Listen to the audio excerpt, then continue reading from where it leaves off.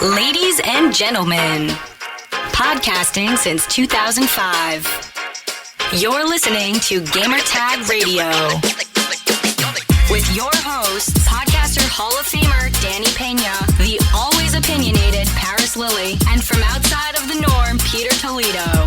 This is Gamertag Radio.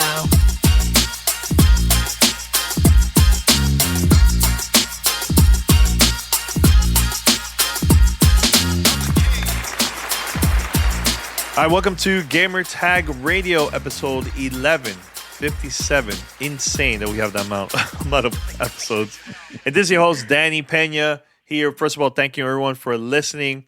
This is a special episode of GTR. And, of course, every time we have those special episodes, we always going to have the one and only from Throwdown Show, journalist and also bright host, Tony Polanco. Hey, Tony, what's up? Yo, Danny, you always give me the best intro. So what is going on, brother, man? How you doing? Everything is good, man. Everything's good. Just been a very, very busy day. A lot of things I've been doing behind the scenes for the show, which I can't wait to talk about in the future. But great content. Lots of cool content coming up. But besides that, just been good. Playing a lot of Hades. And I just recently got Psychonauts 2, and that's coming up in the future review, and there's a couple other things too, man, but that's about it so far. I have a lot of things going on, a lot of things, man. What's up with you? Yeah, I've been good, man, doing my writing. It's getting busier now, which is always good. That means more money, and as far as playing games go, yeah, I played a little bit of Hades. I got to get back into it. I'm not feeling as much as you did. Yeah. I played a little bit of Ascent. That was all right, but I think the reason I wasn't feeling those games so much is because there was another game I wanted to play even more, right? Yeah. And we're going to talk about it today, man. We're going to talk about that Ghost of Tsushima, baby. Director's cut. Director's cut. So I have to say something about that, Tony. Do you know this is the first time I'm actually playing the game? What? Actually, I didn't know that, but I got to act surprised. What? Yeah. And here's the reason why. Remember, I moved from Miami to New York, right? And I had way too many things that was with me. Yeah, lots of consoles, and I just sold my PS4 during the time. And I said, no, you know what? I'll get a PS5. No rush. I know it's going to be compatible. Or part of the remaster it, I'll play. And which exactly what happened. So I started playing the game. Is very, very beautiful. We're going to be talking about that in a few minutes here. But first, everyone, for those who are listening, head over to gamertagradio.com, post your comments and feedback. Listen to our past episodes. And you could also find us on any podcast app. Just search for Gamertag Radio. Make sure to subscribe, follow us, and also post a review. We've been getting emails, fan mail questions, all that for the show. So one more time, guys, send us questions because I would love to do a whole episode just strictly answering questions for the fans. So it's up to you. We have questions here, but send us more, all right? And here's how you can contact us.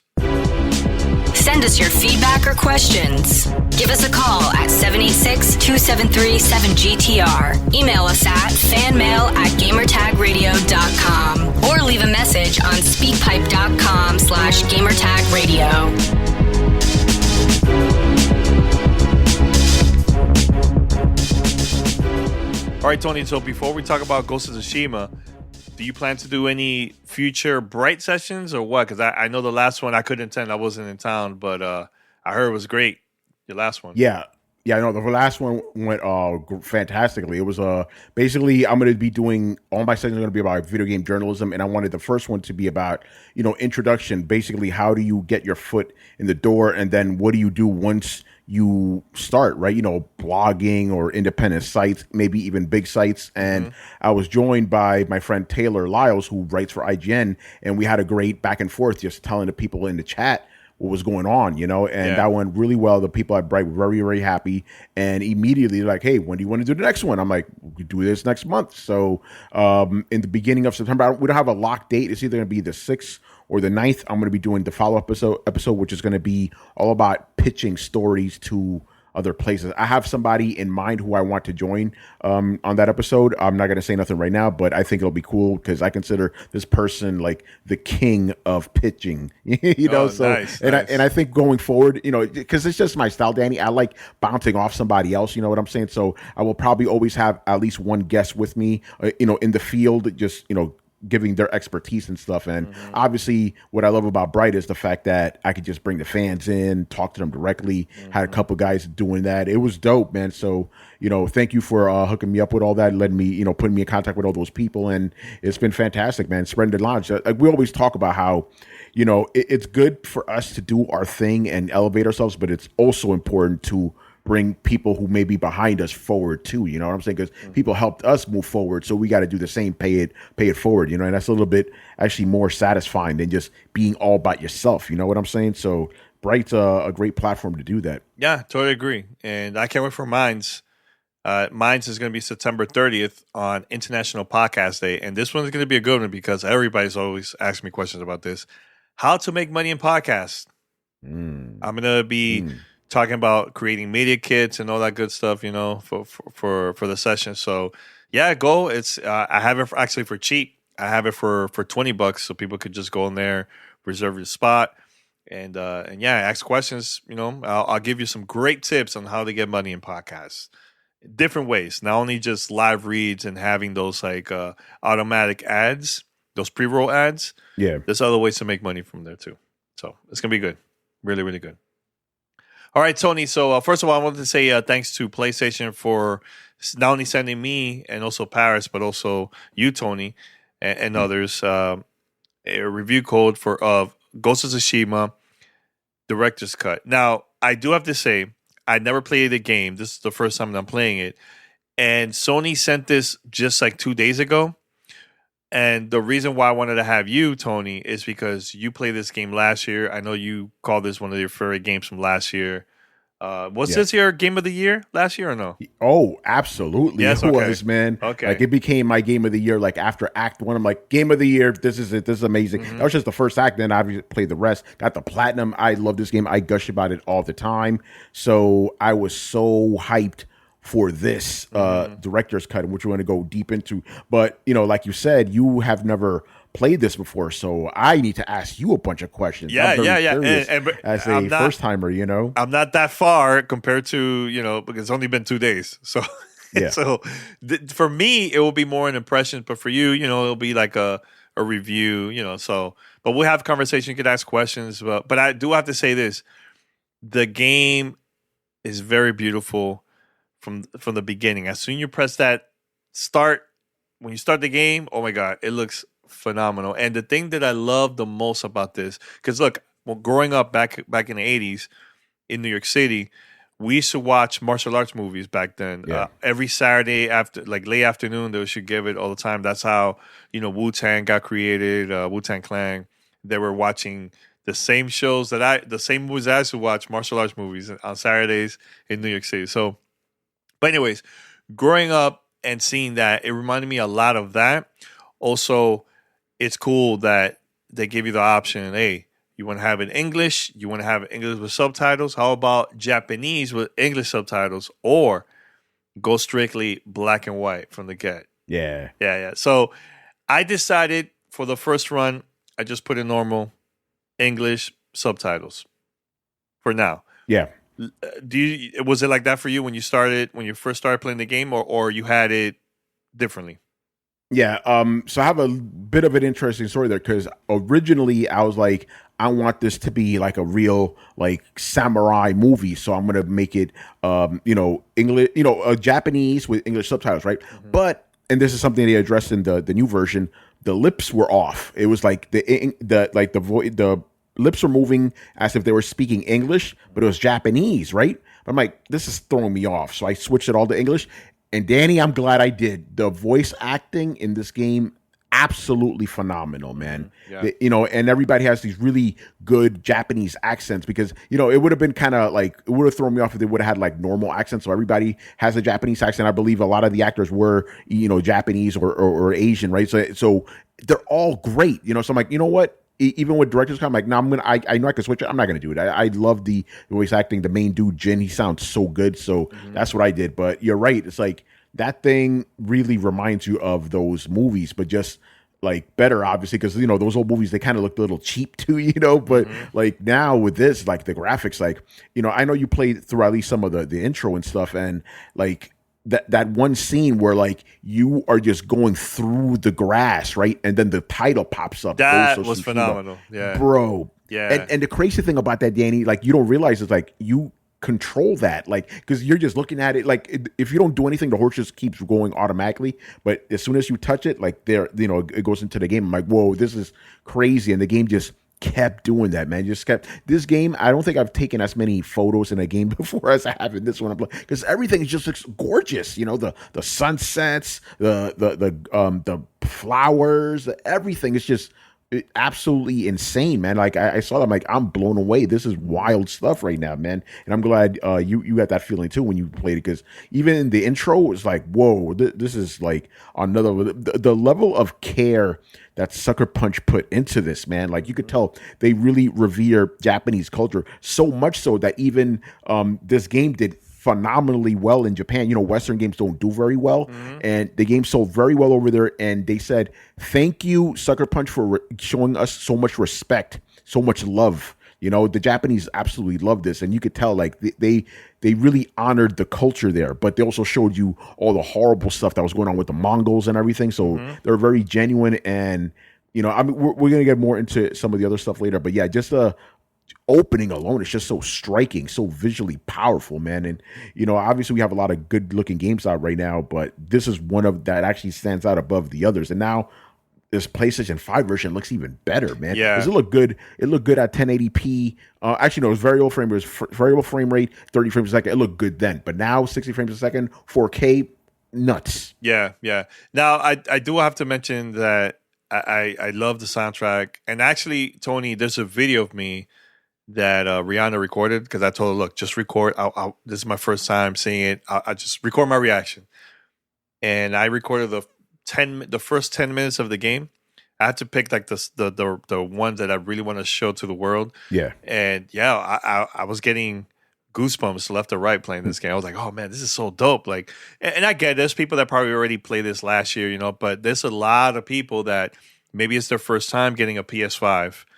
And this game's coming out in a few days, and this is going to be the first time, like me, playing the game also for the first time. So that part was really cool, seeing that. And the intro is pretty long, by the way, before the official title pops up, right? But one thing you have to mention too, Tony. Yeah. And this is the part that stood out to me in the game, is the leaves. The leaves that's dropping, the different type of colors, like. The colors in this game is so like, it's very relaxing, but at the same time, you're killing dudes, man, left and right, right? Yeah. But here's the thing, like, I know people might compare this to Assassin's Creed in a certain way, but I feel like this has a better control, better type of weapons and assassinations, in my opinion, better than Assassin's Creed. Do you feel the same way? Because I think it's a lot of fun, man. Overall, like the controls and the gameplay and everything.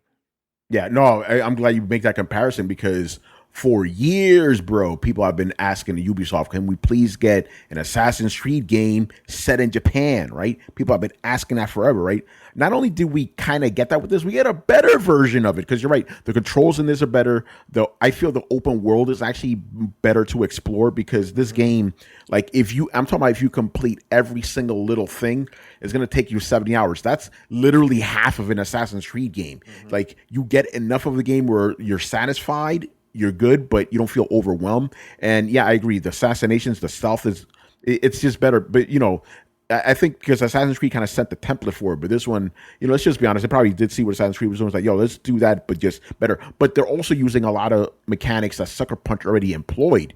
Like a lot of mechanics that you saw, even as far back as Sly Cooper, when it comes to the way this guy walks over like tight ropes and stuff, and especially the Infamous games, like they took what they already had and borrowed some elements from Assassin's Creed and made something, like you said, that's just a lot better, more satisfying. And I want to say this, since we're talking about comparing them to Assassin's Creed, I was having a very difficult time in this game in the beginning with the combat. I kept getting killed all the time, right? I'm like, what is wrong with me? I suck. What is happening? And I realized, because I'm playing this like Assassin's Creed. Assassin's Creed, what you do is you basically just mash on the attack button and your character will like kind of magnetically lock on to enemies that are around them, right? This game isn't like that. You do that, you're just going to slash the air, So when I was like, all right, I got to fight like a samurai, hold back, let them come to you. As soon as I started doing that and parrying, that's when it clicked, man. And I'm like, okay, this combat feels so weighty, so like precise and perfect, man. So yeah, like if you love Assassin's Creed games, like this takes what you love and makes it that much better, man. Combat, exploration, platforming, everything is just so much better. And I love that if I lose in the location, it's not the game's fault. I feel like it was my fault because I did certain things that I was not supposed to do, or I tried to rush it just to finish that mission. You have to really take your time and be smart about it before you attack. Like you said, parrying to, dodging, even the where you hold the triangle until the enemy comes and start the fight. Yeah. That part is really cool, really really cool. I love that a lot. But the tricky part too, the enemies could even trick you because they could be like about to move, but they're just tricking you so for them to attack also first. So you just have to be careful. But I love that. That even the bigger enemies that have a stronger weapon, those takes a lot more time. But you have to be smart on how you kill them because you could also throw like knives or certain things to like confuse the enemy, and then from there you could also attack. Like it's awesome. I just love the gaming mechanics in this a lot. Yeah. But here's the thing. I want to just quickly say, because you mentioned them, they're called duels. I never get enough of them. Like you're going down the road, right? You're doing your thing, and enemies, and then the game's like press up to duel, right? They go stand up. Stand up. And then like the way they film it is like an old samurai movie, right? And you're there, you're waiting, the camera's tilting up and down and stuff, and you're right. Like sometimes the enemy they'll like flinch a little bit, try to psych you, and if you do that, they're gonna take a lot of energy. So you got to wait till the last moment until they strike, and later on, because I know you're still in the beginning, you're able to chain up to 5 of those kills, like bam, bam, bam, bam. Like, yo, this is crazy right now, man. Think about it. I must have done hundreds of these duels. I never get tired of them because every time I do them, I'm like, yo, I get hyped. I'm like, let's go, man. Yeah. You talk and all that stuff. Let's go. Yeah. Now, I do have a question for you because I didn't know that there was like a choice thing in the game at all. I thought it was just strictly open world. Do your missions and all that stuff. But I noticed during conversation with certain characters, they'll ask you certain things and you have to select out of the two. I don't know if it changes later in the game, but does that affect anything with the story or the character or anything that you unlock based on your choices or no? Because I had to do a couple of selections of people that asked me certain things in the game. Yeah. No, I know what you're talking about. The director's cut does that as well. I just picked whatever. It didn't seem to change anything. I will say though, there are different endings though. That obviously affects things, but like I didn't really think about it. It didn't seem like it's not like Mass Effect where like it just changes everything. I think it just messes around with some of the dialogue. Maybe there's some deeper stuff in there, but this game is pretty, like story wise at least, it's very linear. So I think it's just like it just changes the dialogue for the most part. If there is any big differences, please let us know. But the main choice that I know does affect things is the ending. Like there are multiple endings. It's not like a crazy amount. I think it's like 3 main endings. So, you get to choose that. But other than that, that's it. So if I were you, Danny, just go with whatever feels right. Don't worry about it too much. Yeah. I'm taking my time. Like I'm not rushing or anything like that. But I do have to ask you a question. And, this is my first time playing the game. I know in the director cut, there is a new story in there, like a new short story that wasn't available in the original game. Besides that, Tony, what other things? Also, they fix bugs, issues, and all that stuff. But besides that, is there anything else that's also available in the game for a person that play this game last year that wasn't available. Oh, you mean that wasn't available before? Yeah. I know they added some more like skins for your armor, your weapons, some horse armor as well. Mhm. And the director's cut we'll probably get into this a little bit later. It does have like specific enhancements for the PS5 when it comes to graphics, haptic controls, all that other stuff. But like as far as content goes, aside from the main story, Iki Island, right, which is very significant. The main things is you do get some more techniques. They're just new skills. You do get more techniques. There are a couple of mini games that aren't in the original game, right? But they only stay on that specific island. They don't go to like the rest of the game. Yeah. Okay. Good to know. So most of that content that you're talking about, it's all just kind of relegated to Iki Island, and it's not part of the main world. But you can travel to Iki Island, I believe, after the first act. I think that's either Act 1 or Act 2, one of those. I'm not 100% sure about that, but I know the island is as big as the first island that you're currently on. So that tells you how kind of big this expansion is, Yeah. And here's a part, again, I don't want to mention no spoilers or anything, but I love the part where you're lost and you just, from the controller, just wipe the pad and it tells you the direction. Like the wind will tell you, okay, go over here, this side. I really love that feature. I really enjoy that so much, Mike. And I'm always, every time I'm lost, I'm always pressing the pad to see where I have to go next. But but the good thing about this game that I really enjoy is, because look, the other day I woke up like at 3:30 in the morning, and I was thinking about this game a lot because I was playing the night before, and I was like, you know what? Let me play this again. Let me continue to see how far I could get. And I was playing for like straight up like 4 or 5 hours straight. Wow. On that night. Yeah, because the game is really good, man.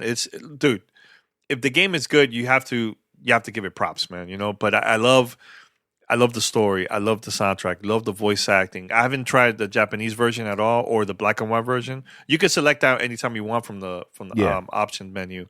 But the good thing about this, it's not one of those games where you go from A to B. No, you pick and select where in that map where you would like to go, and while you're traveling, either through horse or whatever, you will find side stuff like side quests or items that will be good for you later in the game. And so I've been just taking my time on that, focusing on like, all right, let me just see how it is. Like there was one part where I was following a bird, a yellow, I think it was like a yellow bird flying, right? And it took me to this bridge, and there was this guy like hiding because there was enemies shooting at him with arrows, and he couldn't escape. And his family like, please help him. And I go over there to help him.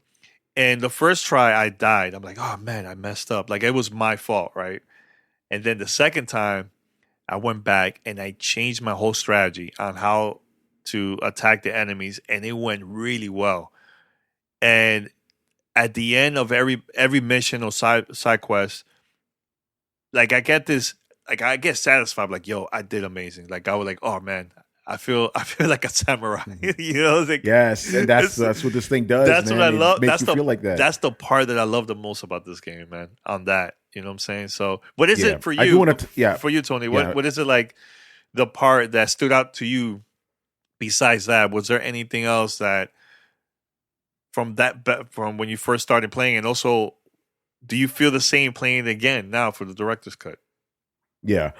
Before I answer that, I do want to touch on something you said because this is very important, right? Yeah. Because there's a lot of games that have I hate to bring it up, Ubisoft games, right, where you got to constantly go back to the map, see what you're missing and stuff, put the waypoint, do all this stuff, right? This game, like you got a bird just, he's always telling you where to go. Like you don't have to pull up the map at all. The bird always tell you where to go. And if you do pull up the map to set a waypoint, you're right. The winds will always guide you. I love how this game it tries to keep all that kind of, for the lack of a better term, video gamey stuff out of the way. Like you don't even say HUD most of the time. It's just you walking around. So the exploration was great, and I love how every mission is broken up into many, many parts because let's just say, for example, one mission has like 8 parts, right? You do the first part, and you're trying to go to the second part, and all of a sudden, oh look, I'm gonna go do haiku right now. Yeah. Oh, I'm gonna go hunt this. Like it just, you could just do it any way you want, and that freedom is so good, man. And I really think it helps that the game just, again, without like putting like a big arrow or something kind of silly that would throw you off. It's like, here's some wind, and then you see the leaves blowing and everything, and it feels right? It feels exactly. It doesn't feel like other games where it's like, let me guide you. Like it's like let me hold your hand and take you there. This one is more like it fits perfectly with the game with just the wind. Because it could be a normal wind, but I don't know. It's hard to explain. You have to like experience this. Yeah, you know what I'm saying. But it's for sure. Dope. It's dope. Really, really cool. Anyway, to answer your question, so the main thing that kind of stood out with me was just just the world, how everything just combined to make you feel like you're in feudal Japan, right? You see, you're going down the road with your horse, and you see like, houses on fire, or like, on the opposite, you're seeing people like in the fields tending to the rice and stuff, and the monuments, Japanese monuments, and they just have so much history, and just the nature of it. Because like nowadays, when we think of Japan, we think of like Tokyo or the big cities and stuff. Like, no, this is like Japan the way it used to be, like this pristine glory, man. So even though it is based on like a real world place, it feels like mythical, and you could understand how the people who live there would envision these gods, because Japanese, they even till this day they have a god for everything. Everything has a god, right? So when you're in this game walking, you can imagine, there's the god of the rivers, there's the god of the trees, there's the god of the wind. Like you feel so immersed in it, man. And I know there's other games obviously that do a really good job of immersing you in the world, but this one, just because it's a lot of little things that you don't even notice. Like you always hear music kind of playing in the background a little bit. Sometimes it's quiet, or you hear something off in the distance. You're not sure what it is. The way the sun comes up, sets down, the exploration. It's just it's hard for me to pick one specific thing that stands out, because everything just like gels together, man. It's just so expertly done. Like again, when I played it before and playing now, like that awe I had hasn't gone away, man. I started replaying this like 2 days ago. I'm like, yo, this is why this is my game of the year, man. This is just great. Although I will admit it took me a little while to get back into the combat again. I was trying to. You were off. You were thrown off. I was off. I was off, bro. Yeah. But I got it back. But yeah, it's just so. And this is why games like this excite me, man. Because you could tell the developer did not hold back. There were no limitations. They went all in, man, and just gives a perfect experience. Yeah. Now, I do want to ask you this question, because a lot of people play this on a PS4. Now that it's on PS5, is it worth buying this if you already played the game before? Because, for me, this is new to me, so I'm buying it because I want to play it for the first time, But for someone that played like you, Tony, is it worth rebuying this again? Yeah, I would say the Iki Island stuff is worth it right there, because like not only do you get like a brand new kind of island to explore, and it even has different types of like environments in it, which is really cool. I love the story, and I'm not going to spoil nothing obviously, but I love the story of Iki Island because there's one specific plot thread that wasn't resolved in the main game. It's not nothing big, but it is something like, oh, we don't find out about this. This resolves it. I'm like, oh, that's cool, because in the main game you had Jin going through a character arc. You know what I'm saying? Like you see the change and stuff, and he becomes a specific type of person by the end. But then this one, you see another character arc from him. Like, okay, this is cool. They really thought this over, and they added so many cool new gameplay elements I can't get too into, but some of them could be very, very trippy. Like, okay, they're being very imaginative right now.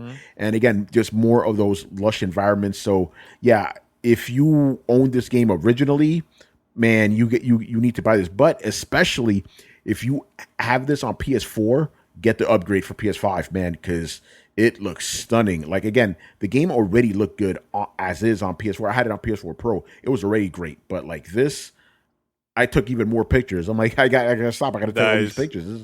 This is too much, bro. So it's definitely worth it for sure. But I will say this though, if you do not have a PS5 at the moment, I would say upgrade, not upgrade, buy the Iki Island expansion for PS4 and then upgrade to the PS5 version when you're able to, because again, it is really like just remarkable how good it looks, man. And like for me, I don't have time right now because there's a lot of games I still got to play, but I do want to replay the main mission again, just to experience it because it's just so good, man. Just like how this year I went back to the first 3 Mass Effects. I'm like, wow, man. Oh, it's incredible, right? It's incredible. So yeah. You remember how it used to be, So what I may do is I may wait a couple years, right, Danny? Like 5 years, and then come back and go to Tsushima. Like, yo, this is tight right now. Yeah.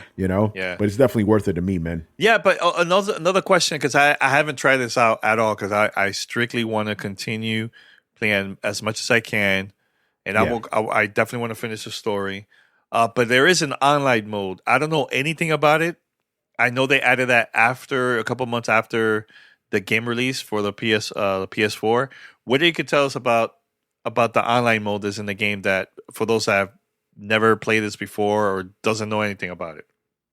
Yeah, I'm just gonna admit this right now. I've only played about an hour of the online mode. Okay, but what I did play was kind of interesting. Basically, it's you and up to 3 other friends, and you're playing on different maps and stuff, kind of closed maps.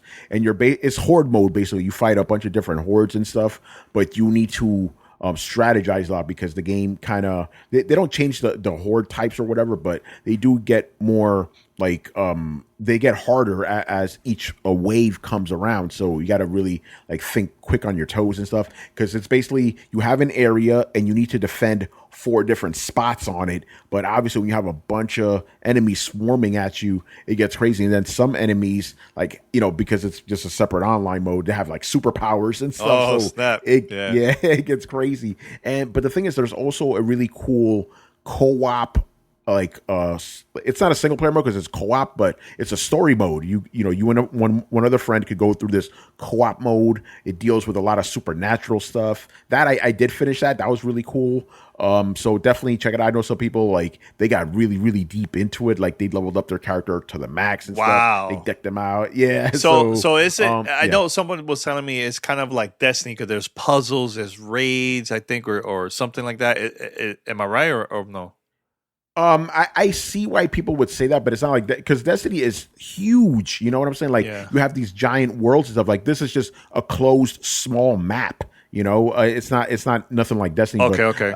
Yeah. But you do get like power ups and all this other stuff, different types of armors. You got to like really be conscious of your loadout, like, because you could pick 4 different classes. I don't know what they are exactly, but like you could pick 4 different classes and stuff. Like one of them is more like a stealth type, another one's like a straight up samurai. One of them like you could do different things with it. So I guess in that sense, it's a little bit like Destiny, but it's not like that, because Destiny, like I said, a very big game, lots of people could play. This is just a small like it's more like Gears of War horde mode, to be honest. Okay, no, and I'm good with that. I'm down with that. Yeah. That's I love horde mode. That's fun. You're listening to Gamertag Radio.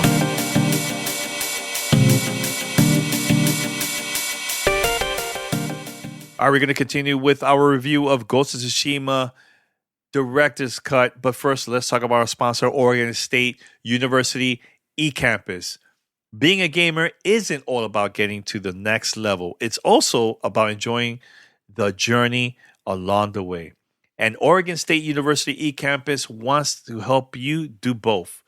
Join a worldwide network of students as you pursue a degree online with Oregon State, an innovative and nationally ranked provider of distance education.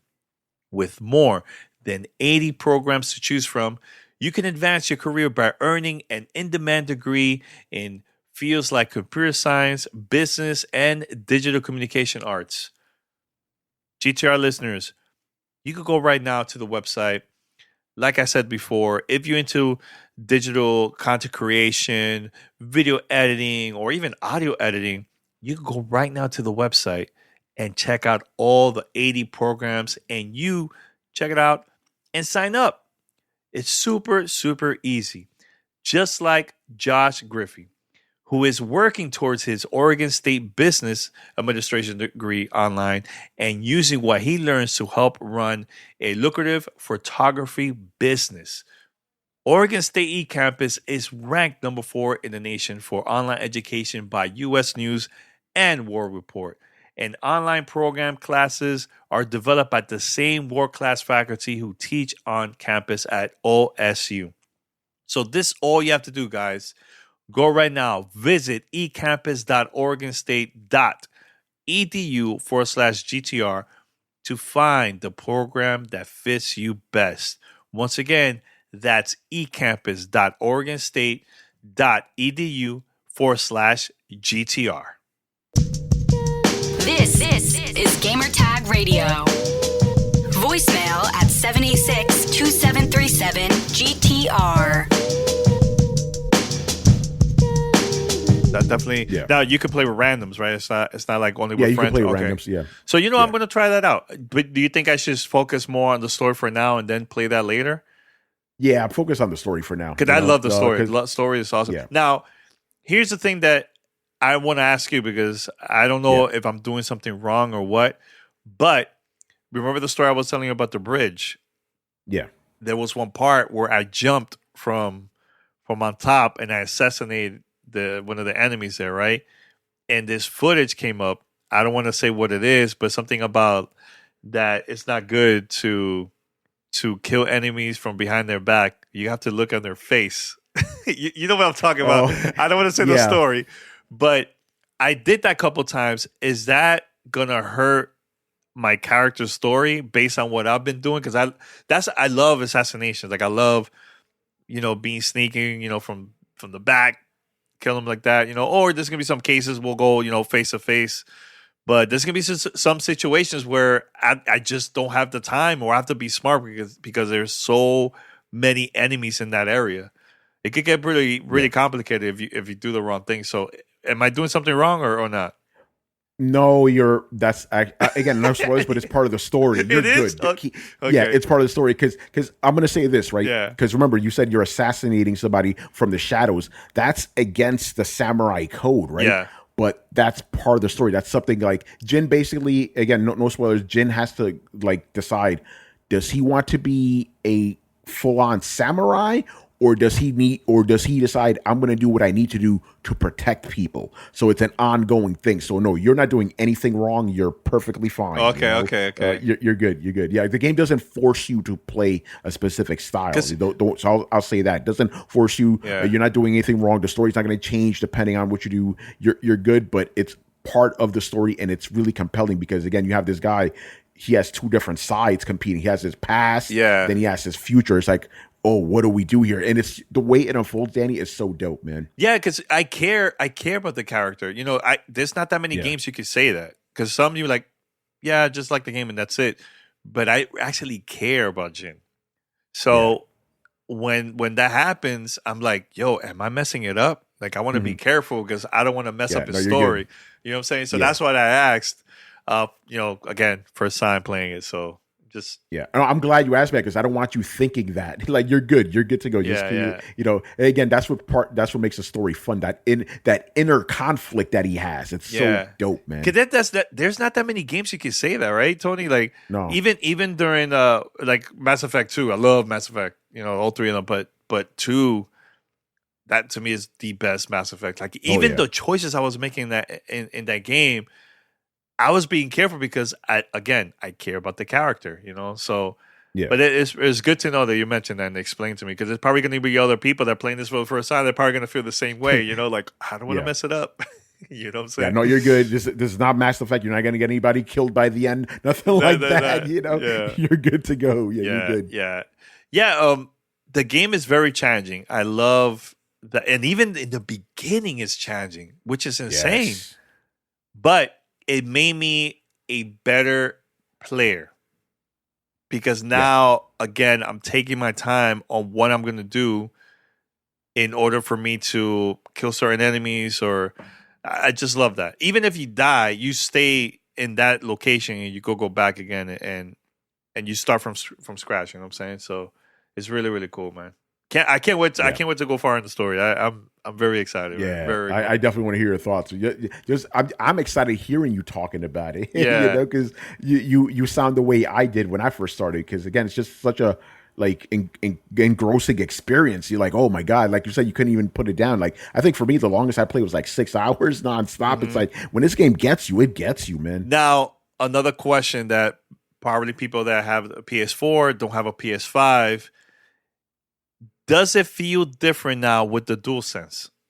Do you think they did a pretty good job with the DualSense, or it's just one of those? Because there's certain games on PS5 where when you play it, like for example, a third-party game, like let's say Call of Duty, DualSense not that great, not that great. But if you play a game like Ratchet and Clank, like you could tell that was for 100% focus on PS5, 100% focus on that controller. You could tell the difference when you play a game like that, right? Now, for you, is there a difference between, because I never played the PS4 version, but was it worth it playing this on a DualSense controller for you? Yeah, I mean, the DualSense haptics just come with the bundle automatically, but I'm going to say this, it does feel like it was thrown in later. You know what I'm saying? Okay, so it's one of those. Okay, yeah. Okay. Because for me, it feels like great. It feels good. Yeah, it does. Yeah, not 100, but it feels like not 100%, but it feels good. Yeah, no, you said it right. It feels like a third-party version of haptic feedback. Like for example, if you're doing an arrow, knocking an arrow, like you feel resistance when you hold the left trigger and all that. And when you're walking over water or like grass, like the rumble is a little bit different, but it's not like Ratchet and Clank or Astro's Playroom. That's an experience playing that. Yeah. So it's good, but it's not like, oh my God, this is crazy. Yeah. It's not like that, Yeah. So Tony, like, just to end this, why should people try this game if they have never played Ghost of Tsushima before? All right. Okay. Simple. Because this is one of, and I'm saying this, we now live in an age where like a lot of big AAA games are open world games, right? Yeah. But this one stands out even among that crowd just because of the fact that it is taking a setting that is both familiar but different. Like, yes, you've seen a lot of Japanese games or like, samurai games in the past, but this one, you feel like you're living in that world. And like you said, you care about these characters. Like you want to do every mission possible because you feel like you are part of the world and you care for it and you want to invest in it and just make it better, right? The combat, like you said, is some of the best out there, and it's strategic. If you die, it's your fault. You messed up. But it's also not like Demon Souls or anything like that where it's just crazy. Like if you understand just the basics and just know how to slow things down, you're going to be good to go. Obviously, the graphics are like, this is like a game where like if your friends come over, you pop this on, like, check this out. This looks crazy. That's another reason. And like I said before, I like the fact that this game has so much content in it, yet it doesn't feel like a chore. Everything feels like it belongs there, like you want to do it. And you could do everything in a relatively short amount of time if you really want. So it's just great on the level. And obviously, if you already played this game, Iki Island just makes it better because it takes everything that you loved about the core game and just adds more of it. Like Iki Island is basically like a short version of the main experience, but just in a different locale, different weapons, all this other stuff.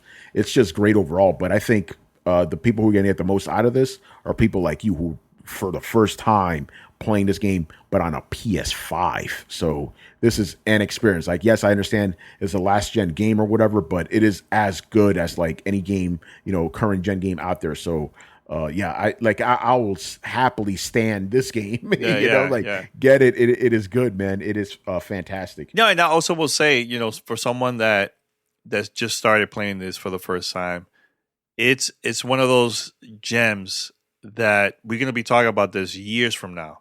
Yes. Years from now. So... Well, think about it, Danny. I'm so glad you said that because think about it. It's been a year. People were still talking about this game a year later. Yeah. It wasn't like, oh, we forgot about Ghost of Tsushima. People were still talking about it till this day. So I 100% agree with you. People will continue to keep talking about this until Ghost of Tsushima 2 comes out. Yeah, which that's going to happen for sure. Oh, of course. For sure it's going to happen. And here, one thing I have to mention, though, Tony, I remember, because I remember I was in... I think I was in New York City online, and everybody was talking about the game. My God, the game is beautiful. This is only the single player game, right? And I love how the developers just out of nowhere announced, "Oh yeah, we have a free update. It's online mode." Yo, people were freaking out, like, what? Because that's the thing. A lot of companies are focusing so much on just the multiplayer and then the story.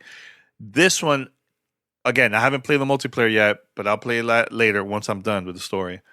It feels like this was more single player first, multiplayer later. Am I right? Yeah. Oh, absolutely. Because obviously the multiplayer was being worked on, while the single player was there. But you're right. It feels like the main focus, and it still is too. The main focus is the single player, but the multiplayer is not bad. So you have that as well. And like you said, it's so cool that Sucker Punch just surprised everybody. Like, hey, we got a multiplayer game. We got a multiplayer mode, and it's coming out like next month, and it's free. People are like, what? And nobody was expecting that. Zero. No one. Because everybody thought, okay, this is just single player. Because the majority of PlayStation games has always been single player campaign, right? Yeah. So when they announced that, people were freaking out. And I remember seeing the timeline on Twitter, but everybody was all over the place. Like, wait, what? Free next month? Oh, that's awesome. Yeah, really, that's really wild, man. Yeah. No, but again, I highly recommend for everyone to try this out. Again, I have a lot of hours, but it's still early in the game. And I think this is, even with those hours that I played, it's so worth it, man. If you have a PS5, you have never, ever played this game, highly recommend it. Tony said, even if you play this game, go for it. Try this out just for the new content in there, man. So, and plus, it looks beautiful, man. It looks really, really good. Man. And look, I don't even have a 4K TV, and it looks freaking beautiful just with that. You know what I'm saying? So that's really, really cool. But yeah, first of all, before we wrap this up, just want to say thank you once again to PlayStation for sending me a code. I was very surprised and excited when I got the email. Like, oh man, Ghost of Tsushima Director's Cut. What? Can't wait. Yeah. Really, really cool. All right, Tony, anything you would like to promote before we wrap it up here, man? Yeah, a couple of things here. I do want to say this, like, obviously people are going to be listening to this episode whenever, but you guys listening to this episode fresh when it comes right out of the oven, right? This is the first time you're hearing me speaking about this publicly. I have not talked about this game yet, because of embargo and all that. Yeah. My review will be going up on PC Mag on the launch day, which is tomorrow for you, if you guys are listening new. So, Danny, this is the first time I'm actually speaking about it publicly. So it's so dope for me to be on here with you, talking about it, but not just about the director's cut, but just about Ghost of Tsushima overall, like a celebration of this game. So yeah, you heard it here first, man. Get this game, and it's awesome. So like I said, I'm a writer for PC Mag. I'm also a writer for Laptop Mag, and I am the host of the Throwdown Show podcast, which airs every Thursday and Sunday night at 10:30 p.m. Eastern over on Twitch, and we're also on every podcast app on planet Earth. Throwdown Show. Yes. I love it. And it's great, man. And, if you're respectful, you can follow me on Twitter at Romudeth, ROMUDTH. Got links to all my stuff in the bio, man. Let's keep the conversation going, but keep it respectful, people. Yeah. Hey, if you wanna follow Tony on Twitter, he sometimes starts violence early in the morning. But, yeah, because when I say Game Pass is great, Yeah, it's hilarious, man. All right, man. But just want to say to everybody, thank you so much. Thank you so much for listening, the conversation, and also watching the video, man. I'll probably post like the video on YouTube and stuff just for fun. Nice. But everyone, thank you so much. And until next time, this is Danny Pena and also Tony Polanco from a Throwdown Show. Remember, follow us, Gamertag Radio on Twitter, or hit us up, 786-273-7GTR, or fan mail at gamertagradio.com. Until next time, we're out. Peace.